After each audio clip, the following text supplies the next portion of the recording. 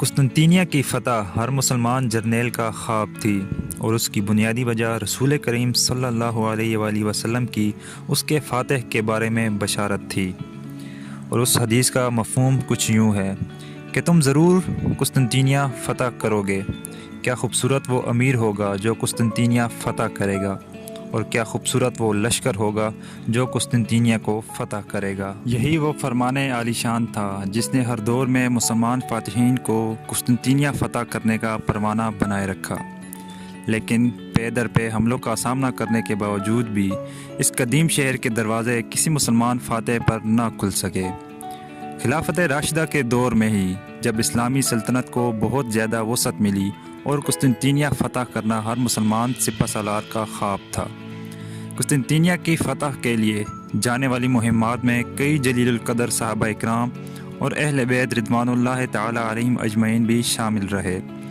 حضرت عمر بن عبدالعزیز، حشام بن عبد الملک، مہدی عباسی اور ہارون الرشید جیسے پرجلال خلفاء نے بھی اس شہر قسطنطینیہ کو فتح اور تسخیر کرنے کے لیے بڑے زبردست حملے کیے، مگر قسطنطینیہ کسی سے بھی فتح نہ ہو سکا۔ قسطنطینیہ ایک ناقابل تسخیر شہر تھا۔ اس کے 3 اطراف میں سمندر اور صرف ایک حصہ پر خشکی تھی۔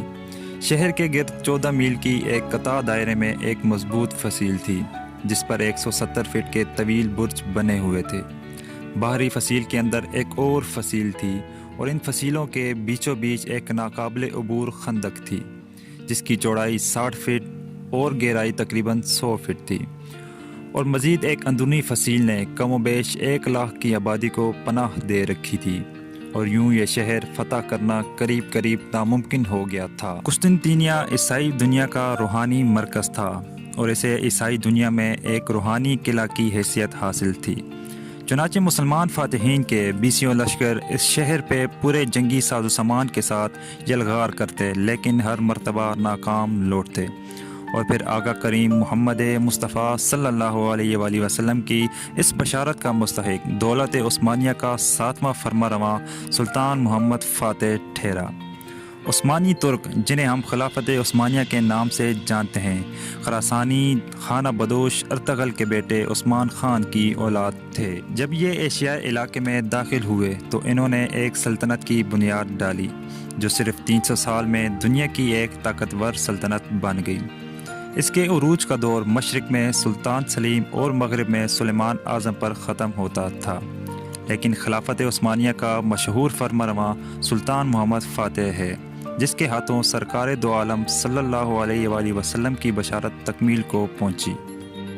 سلطان محمد فاتح 30 مارچ 1432 کو ادرانہ میں پیدا ہوئے، جو اس وقت سلطنت عثمانیہ کا دارالحکومت بھی تھا۔ آپ سلطنت عثمانیہ کے 7ویں سلطان تھے، جو 1444 سے 1446 اور 1451 سے 1481 تک سلطنت عثمانیہ کے سلطان رہے۔ آپ نے محض 21 سال کی عمر میں قسطنطینیہ کو فتح کر کے عیسائیوں کی سلطنت کو ہمیشہ کے لیے ختم کر دیا۔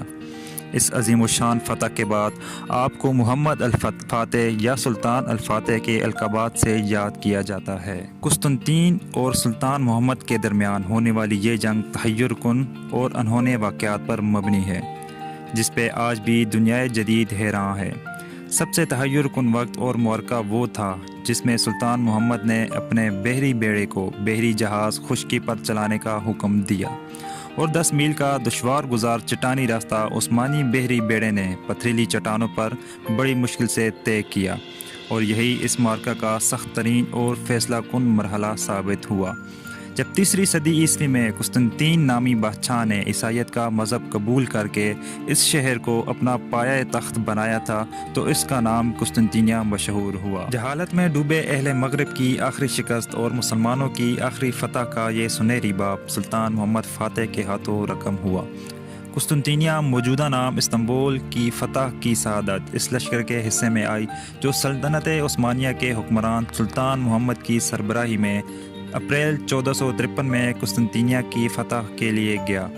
ایک طویل محاصرہ اور شدید جنگ کے بعد مئی 1453 میں قسطنطینیہ مسلمان ترک افواج کے ہاتھوں فتح ہو گیا، اور بالآخر 7ویں عثمانی فرمانروا سلطان محمد کا نام تاریخ میں قسطنطنیہ کے فاتح کی حیثیت سے جلوہ گر ہوا۔ عظیم الشان معرکے میں کامیابی کی وجہ سے سلطان محمد کو فاتح کا لقب ملا۔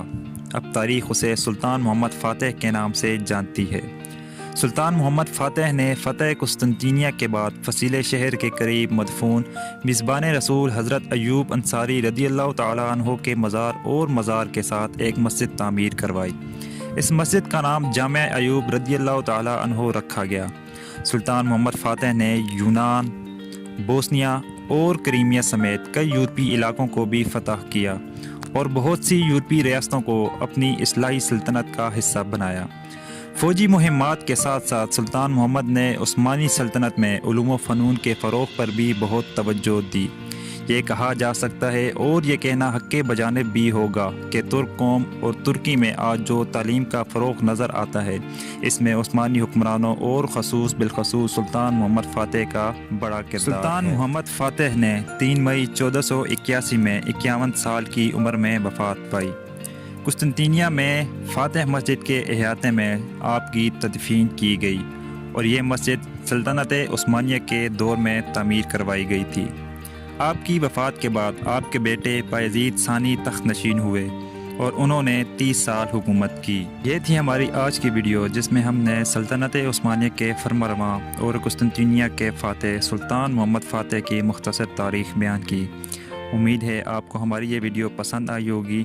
لائک اور کمنٹ کر کے ضرور بتائیے گا۔ اللہ حافظ۔